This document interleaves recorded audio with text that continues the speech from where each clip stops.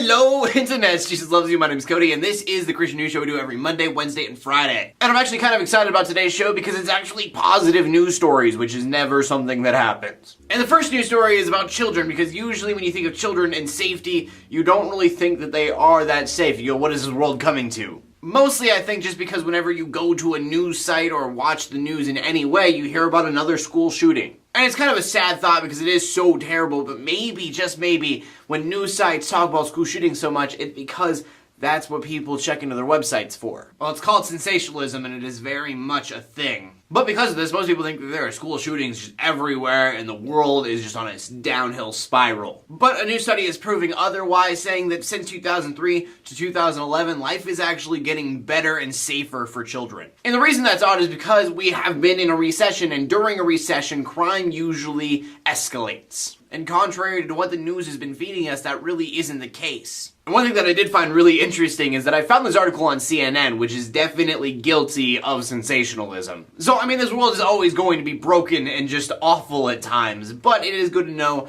that, it's not all bad. And sometimes, not as bad as the media is trying to make it seem. And then our next story is another study, because I'm just into studies today, I guess, but it's a positive one. And this study states two things. One, that over the past 30 years, poverty has actually been cut in half. And two, which I love, is that we are all so cynical that nobody believes it. So first, I just want to say, 30 years world poverty has been cut in half. Good on you, anybody who has ever donated to charity, ever. I just want everyone to know that that is way more amazing than the Captain America movie that came out recently, and that was fantastic. But I do find it interesting that most people do not believe that we could end poverty within the next 25 years. Also, I just want to say this, as I said it the other day, I have nothing against the Vatican or anything, but I'm pretty sure if they sold the Vatican, that gold would, depreciate in value.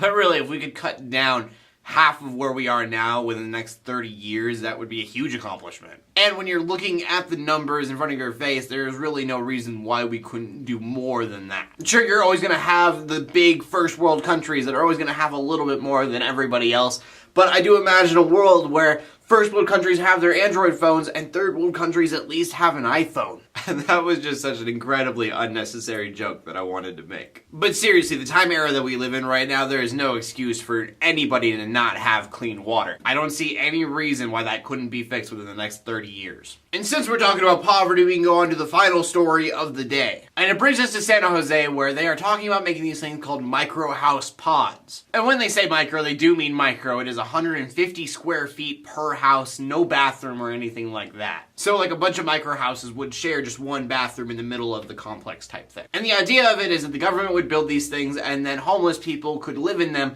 for extremely cheap. For one, they are way safer than tent communities for obvious reasons. And two, you can't have a job if you don't have residency. And so that is what these would be giving homeless people, is residency and an opportunity to get a job and get back up on their feet. I didn't know this, but I guess they've already been doing this in Oregon. It is just an amazing thing. I'm sure there's going to be a lot of people that are mad. That's where my tax dollars are going, but it's amazing. It's great. For whatever reason, in the United States, we have made it very difficult, if you are homeless, to be not homeless. So anything that helps break that cycle, it's amazing. The city council members that are presenting this will be doing so next week, so we'll find out then whether or not this becomes a thing. So, main point to this video, life doesn't always suck as much as the news tries to make it seem. In fact, the world might actually be getting a little bit better. Which brings us to the question of the day, and the question of the day today is, what is your favorite charity? Whenever I sell a t-shirt at agapegeeks.spreadshirt.com, I am supposed to donate $1 to a charity. I only say I'm supposed to be because I have never sold a t-shirt yet, but you know.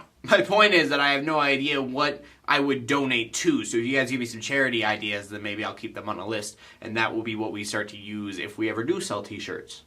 Ever. Also, if you now go to my Spreadshirt store and you go, man, t-shirts are $25 and only donating $1 off that, I only make a total of $4 off those t-shirts, and so giving $1, I make $3 total. Anyways, I want to know what you guys have to say, so please leave a comment in the comment section below, especially about this, because this can help the world to be a little bit better of a place, and that is fantastic. My name's Cody. I'm bringing Christian news in a not-so-boring kind of way every Monday, Wednesday, and Friday. In closing, let the haters hate, let the Christians pray. So everybody like, subscribe. I will see you later, and God bless.